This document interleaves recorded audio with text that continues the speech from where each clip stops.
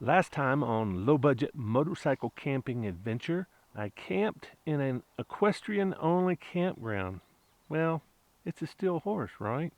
So I stealth camped. Then I went down to Kelowna the next morning on advice from one of my viewers, James, who also invited me up to his house.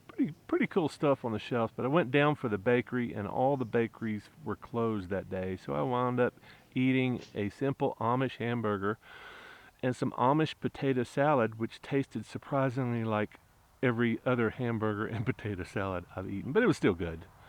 But shortly after arriving in Kelowna, I realized that my clutch cable had frayed and I was having trouble getting it into gear and out of gear. So I called James up, or sent him a text, and told him I would probably be coming in a little bit early because I was afraid the cable would break. I had decided that I should ride without using the clutch as far as I can go. So when I come to a stop, I've got to use the clutch. So if I could spare it until I've got to use the clutch, I think I could probably get until I get going across cities. Typically the city traffic is the stop and go stuff. It's really, I could try to time the lights good, but yeah, that's typically that's where you're going to need the clutch. Like I'm in fifth gear right now. I'm going to go ahead and shift up to sixth gear without the clutch. It's relatively easy. You just let off the throttle before you shift, and it shifts pretty easily. Now, going down in the gears is a little bit more difficult. You could jam it in there, but typically same thing. You kind of give it a little bit of gas. It's kind of the opposite. So give it a little bit of gas. It's easier to drop down, but still, when you do that, it kind of still. So trying to not put a lot of stress on the engine, but you know, the engine doesn't, or the transmission. That's what I'm trying to not put stress on the transmission, because that will do damage to the transmission potentially, and you know, make other things break, and I don't want to do that. But yeah. So we got a turn coming up at 3 miles. I just made a turn at a stop sign in third gear, and I thought, I should have filmed that. So that's what I'm doing now. I'm not sure if this is going to be a stop sign, but it's a right turn, so we'll see when we get there how bad it's going to be. Hopefully there's no traffic. There was no traffic back here, so I looked twice. I looked left, I looked right, I looked left, and looked right again, and then I did it one more time just before I did it, and you know, geared it down to like third gear and kind of strolled out through the intersection, and maybe 25 miles an hour.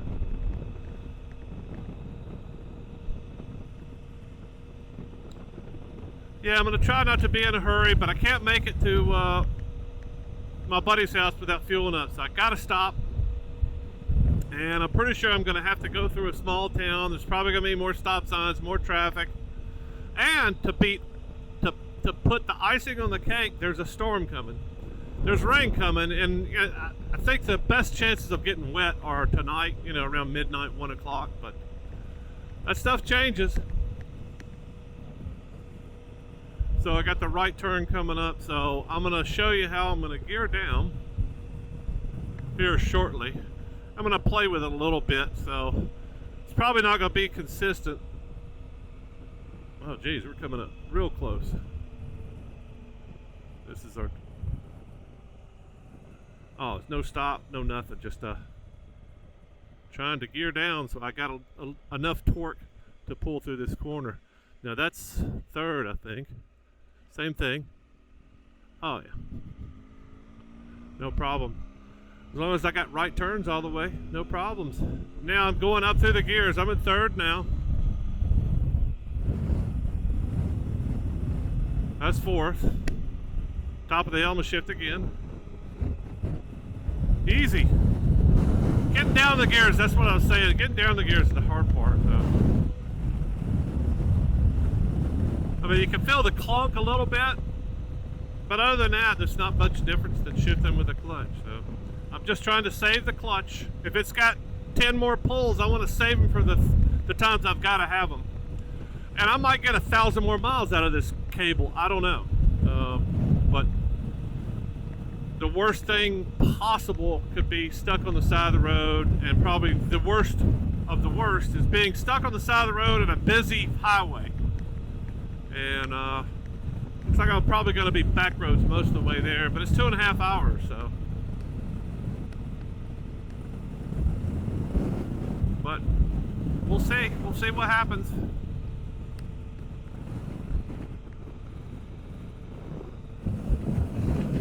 This is going to be a tricky one. I can't see what's going on, so I may have to clutch in here.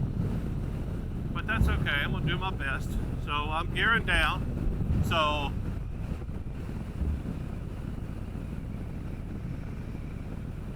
just a little bit of throttle lets it click in and not.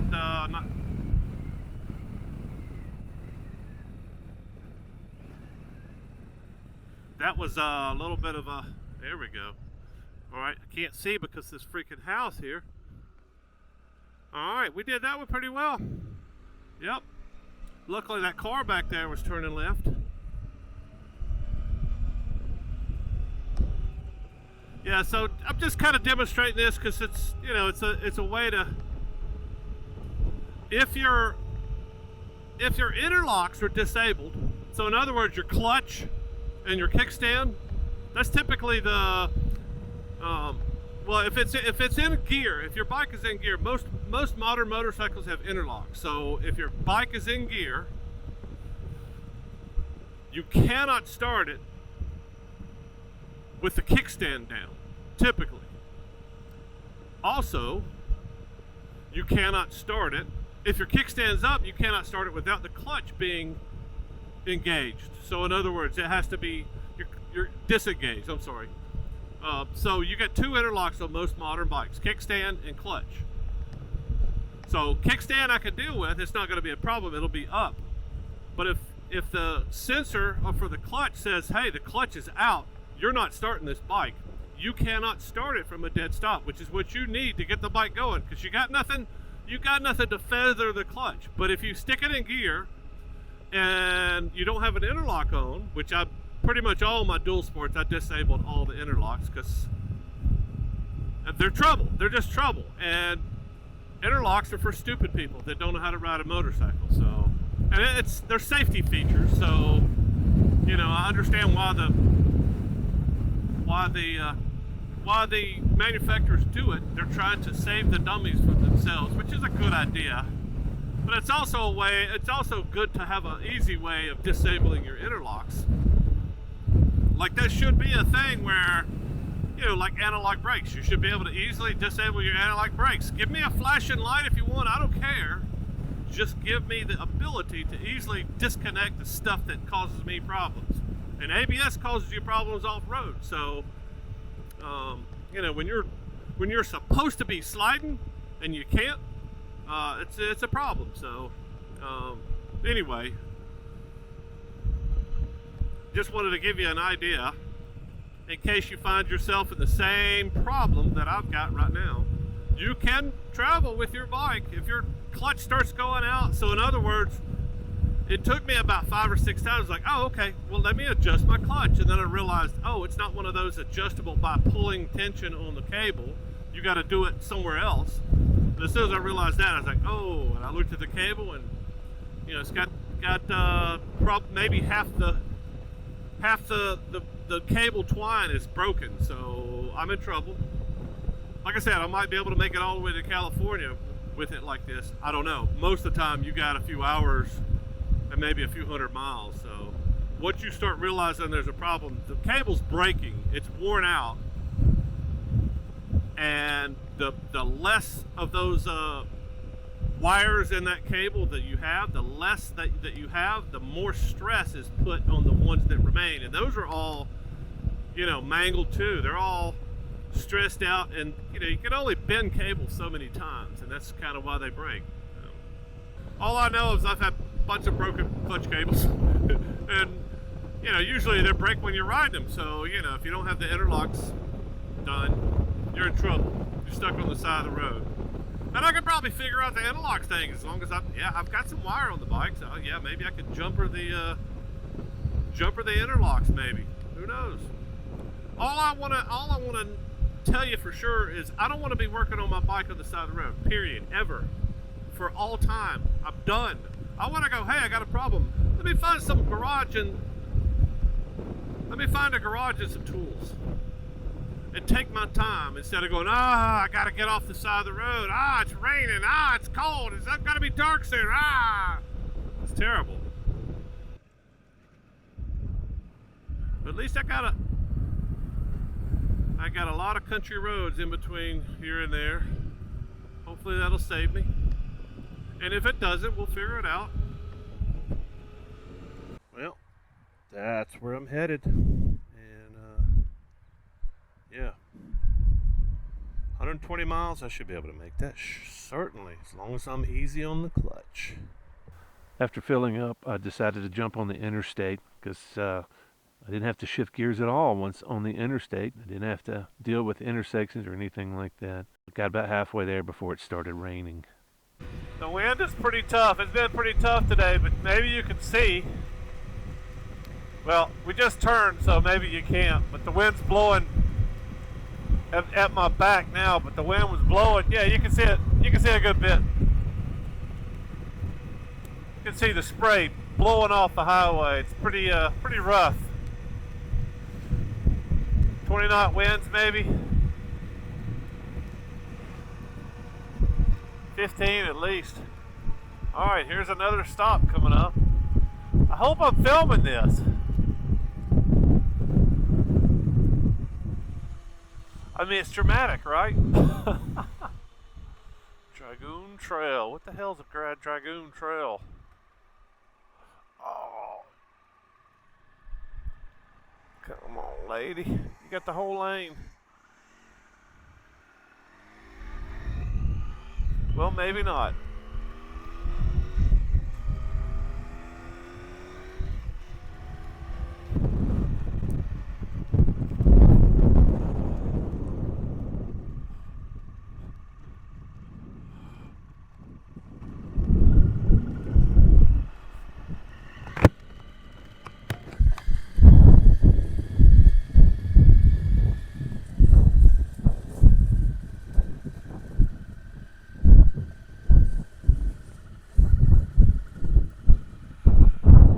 This is the most exciting I've ever pulled into a garage.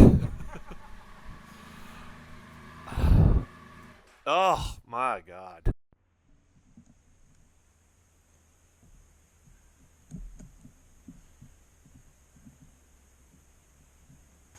So I have a cable repair kit,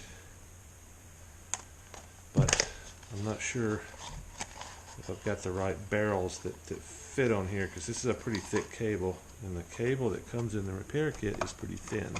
They're pretty lightweight, so hopefully these barrels will work, but I'm not going to know until I cut the rest of this barrel off. So you can see what's left on the barrel now is probably thicker than anything I've got, so, and it's maybe half the size of the cable initially, so maybe I can get down the road a little bit further.